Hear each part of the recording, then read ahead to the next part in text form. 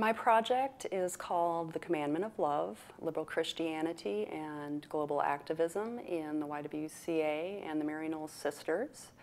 And it's a U.S. religious history that looks to restore women's visibility in American church life and to complicate our preconceived notions about religious politics in the United States.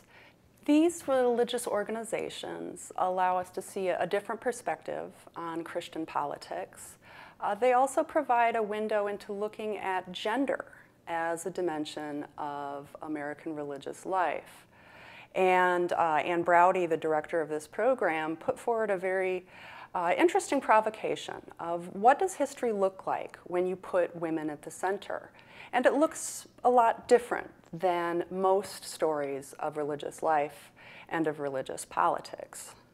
By looking at religious life in America from the perspective of women's groups, you get a whole other vision of religious leadership, of theology, of the nature of religious politics.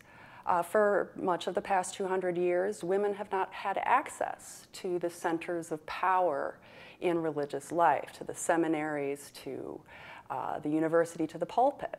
And the Maryknoll Sisters, the YWCA, these are just two examples of the incredibly lively institutions that women created in order to produce their own ideas and launch activist mobilizations. I think that a person develops a very personal relationship with history from being immersed in the archives, from seeking out these organizations, engaging in interviews with participants. And so it was a personal journey for me in a lot of ways doing this research. I helped put together the records of the YWCA and just viewing all of the things they did. From how did they go from being a prayer circle to being an organization that runs domestic violence shelters? How did they get from point A to point B? It inspires a quest to figure out those answers. You want to dig deeper and deeper. One of the ongoing stories that I explored through the YWCA was its involvement in being attacked for radical tendencies.